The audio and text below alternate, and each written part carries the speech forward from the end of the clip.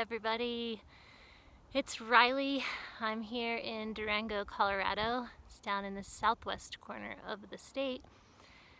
And I decided recently with some encouragement that I was going to start documenting my journey a little bit more, partly because some exciting things that I have a vision around are just sort of formulating now, and it seems like a good time to start.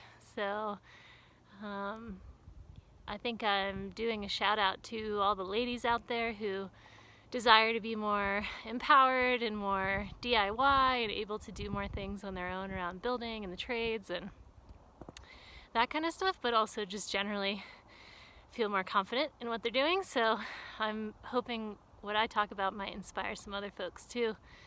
I'm coming off of a funny day at work today where it's the second day on a job with a solar company, and I've been working in solar for the last couple of years. But today was the first day where I had to go to the owner's house to get some stuff out of the work van so I could go do this one task at somebody's house where a solar array had already been installed, and needed to grab some tools and stuff, and I had never really used this van before or anything, and I went out there. The owner's gone for the rest of the week and weekend, and both of the owners are actually, and so I go get in the van. It's unlocked. I don't have my phone in my pocket or anything, and I get in the back, and the back and the front are separated because all the tools and everything are in the back part, and somehow when I went to throw a box out the back door, it sort of closed.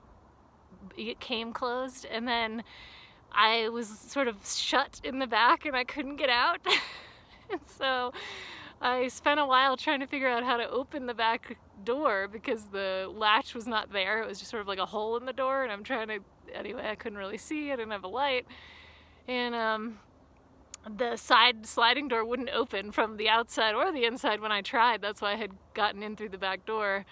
And so after not being able to figure out how to get the latch to open, then I realized that some of the panels that separate the front from the back were held on by nuts and bolts, and so I looked through all the tools and found a socket wrench, and essentially I had to take like 10 of them off in order to like get through there. So I made it out okay, but it took some work, and I also had to figure out how to do this thing where you had to undo it and then put it back together, and anyway, it just took a lot of time, and it was kind of funny, and I was sort of laughing while it was happening, but I was also thinking, I feel like kind of like an idiot, but I feel like I've tried everything I could think of, and then I got out and figured it out. But the scary part about that was that no one was going to be back until the end of the weekend, which was like 4 days away, and it's getting down into like the 20s and 30s at night, so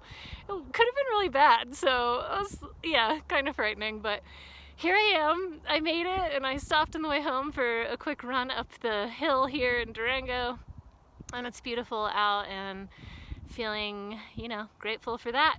So anyways, I have more to share about my sort of solar ideas for the future and how women could be more involved, and want to just sort of keep telling my story along the way. But I thought that the van story might be a funny way to kick things off. You just never know what's gonna happen, I guess. So good to be, I guess, as skilled as you can be and resourceful.